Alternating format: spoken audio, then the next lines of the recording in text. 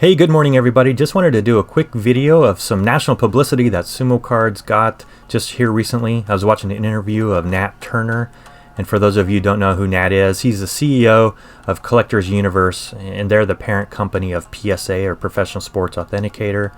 And PSA is the world's leading card grading company, and so they grade millions and millions of cards every year. And for those of you who are following the PSA news, back in March, there was such a huge demand, they had to shut down reception and receiving of all new submissions. And so they've been slowly reopening back up. And this interview was talking about that reopening and Nat's really perspective and thoughts on the card grading industry going forward. And Nat mentions Sumo Cards in the interview, and I'll show you that clip here just briefly, but which is really cool.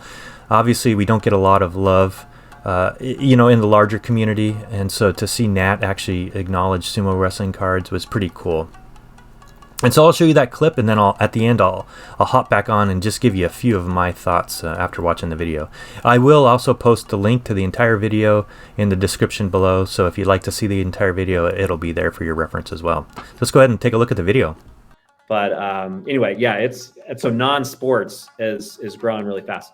The pop culture cards that we're watching, I should say two things. One, in sports, soccer and F1, and boxing. Like we're seeing I'd say in that order.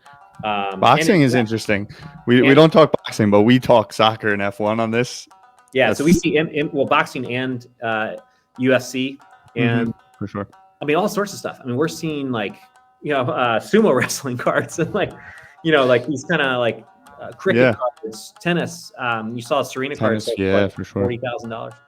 So. All right. So what did everybody think of that?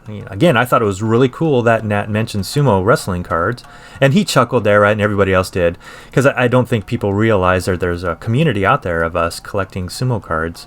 And certainly not a mainstream sport, but it really is cool to see, first of all, that Nat acknowledged it and that he's seeing some there at PSA. So my question is, are there a ton waiting to be graded at PSA? And so I guess we'll know here in the near future as PSA opens back up and starts getting these cards graded and back out to the collectors. I'll see if I can throw on the screen here how many cards PSA has already graded, or at least how many sumo cards PSA has already graded. Not many, some 98s I believe, and 99s, and I'll show you that here in just a second.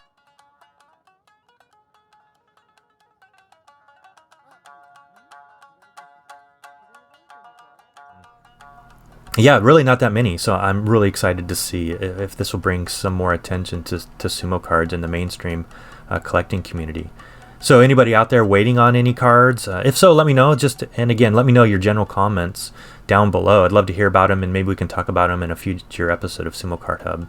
So there you are, everybody. Happy Monday. Hope some great news for you there. And again, happy November as well. So we'll talk to everybody here at the next Sumo Card Hub here next weekend. Sayonara. Bye.